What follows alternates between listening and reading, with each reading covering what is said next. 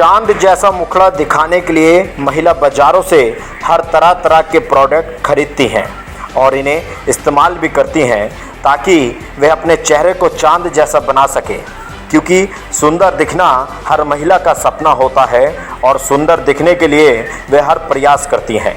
लेकिन प्रयास करने के बावजूद भी महिला को कभी कभी निराश भी होना पड़ जाता है।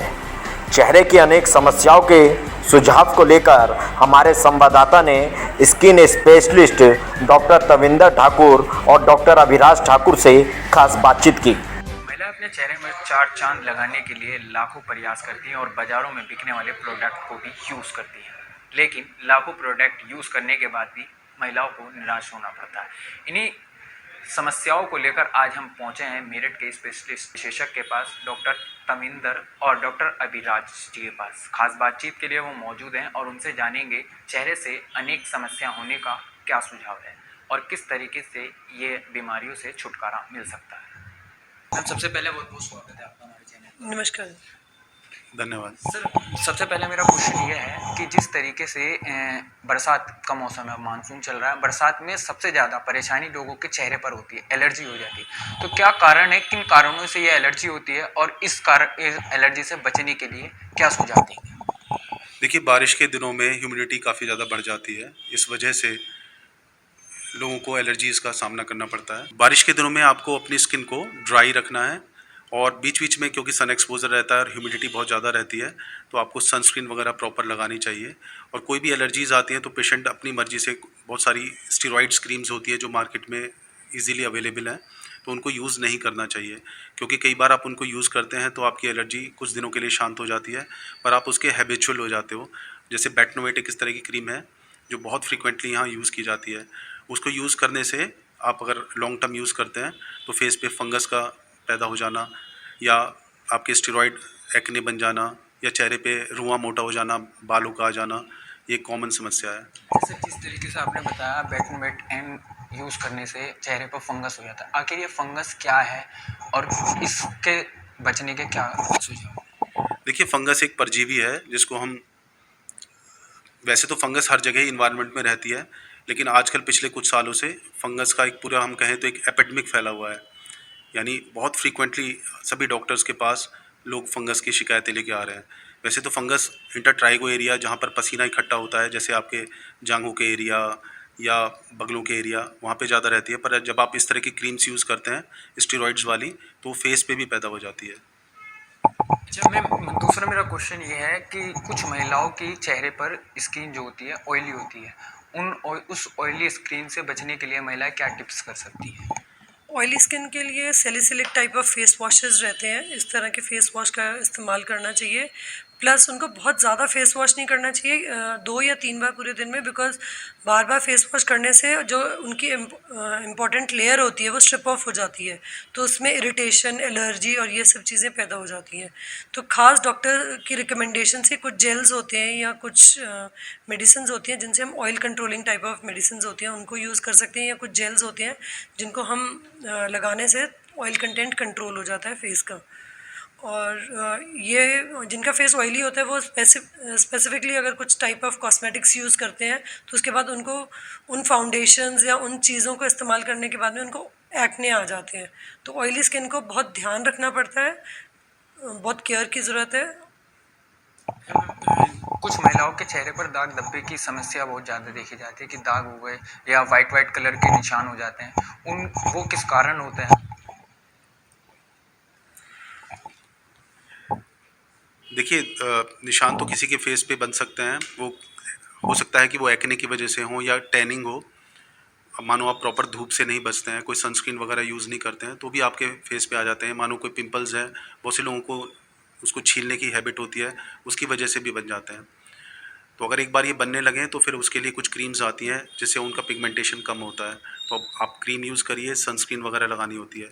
कुछ लोगों के इतने डीप पिगमेंटेशन हो जाता है, यानी डर्मिस की लेयर तक हो जाता है, तो फिर उनको इससे ऊपर कुछ पील्स वगैरह होती हैं जिनको डॉक्टर्स ही करते हैं, तो कुछ केमिकल पील्स बोलते हैं या कुछ लेज़र्स होते हैं, उसका इस्तेमाल करना पड़ता है। अच्छा सर, मेरठ में शायद ही आपका एक क्लिनिक है जो एक ही छत के नीचे काफ़ी सुविधाएं पेशेंट को दे रहा है। तो किस तरीके से आप अपने मरीजों का इलाज करते हैं, ट्रीटमेंट करते हैं, और कैसे कैसे मरीज अब तक आपने देखे हैं? देखिए, वैसे तो मेरठ के अंदर काफ़ी ज़्यादा डर्मेटोलॉजिस्ट हैं, तो डिसीज़ पार्ट तो हम देख ही रहे हैं और बाकी डॉक्टर्स भी देख रहे हैं, लेकिन हमने यहाँ कोशिश की है कि एक ऐसा सेंटर दें जहाँ पर यहाँ के जो पेशेंट्स हैं उनको दिल्ली या नोएडा वगैरह ना जाना पड़े। तो यहाँ पे हमने हर तरह की लेज़र्स मशीन या जो भी इस तरह की सुविधाएं हैं जो बड़े शहरों में मेट्रोज़ में हैं, उसको यहाँ लाने की कोशिश की है। उसके लिए यहाँ पर हाइड्रा फेशियल, कार्बन पील यानी क्यूसिच लेज़र और skin tightening lasers like HIFU ये है, और हेयर ट्रांसप्लांट वगैरह की भी यहाँ पे सुविधा है। और स्किन टाइटनिंग लेज़र्स में एक आपका इर्बियम ग्लास लेज़र होता है, तो वो भी यहाँ पर है। मेरे ख्याल से वेस्टर्न यूपी में ये सुविधाएं एक या दो ही जगह हैं। जी मेरा एक क्वेश्चन हो रहा है आपसे। कुछ महिलाएं होती हैं जिनके चेहरे पर मतलब सांवलापन रहता है, फेस डार्क, एक तरफ डार्क होता है और एक तरफ कलर चेंज होता है, वो कारण समस्या किस कारण होती है? कुछ कुछ पार्ट फेस का डार्क या कुछ पार्ट फेस का लाइट होना, टैनिंग बोलते हैं इसे। ये टैनिंग का रीज़न कि कुछ हिस्से में आपकी महिलाएं, उनमें ये ज़्यादा कॉमनली देखा जाता है जो सनस्क्रीन का इस्तेमाल नहीं करती हैं, या फिर वो कुछ क्रीम्स होती हैं। विद एजिंग भी टैनिंग आनी शुरू हो जाती है। ये देखा जाता है कि पहले उनका फेस सही होता है, आफ्टर 30, 35, 40 एकदम स्किन में डलनेस आ गई या इस तरह की प्रॉब्लम्स आनी शुरू होगी। तो ये कुछ खास क्रीम्स होती हैं जिनको हम एंटी एजिंग क्रीम्स बोलते हैं, या स्किन लाइटनिंग क्रीम्स होते हैं। उनके कॉम्बिनेशन विटामिन सी सीरम्स के साथ ऐड ऑन करके बनाए जाते हैं, जो आपके एजिंग को यानी एज स्पॉट्स को भी कम करता है, प्लस आपके कलर कॉम्प्लेक्शंस को भी मेंटेन करता है।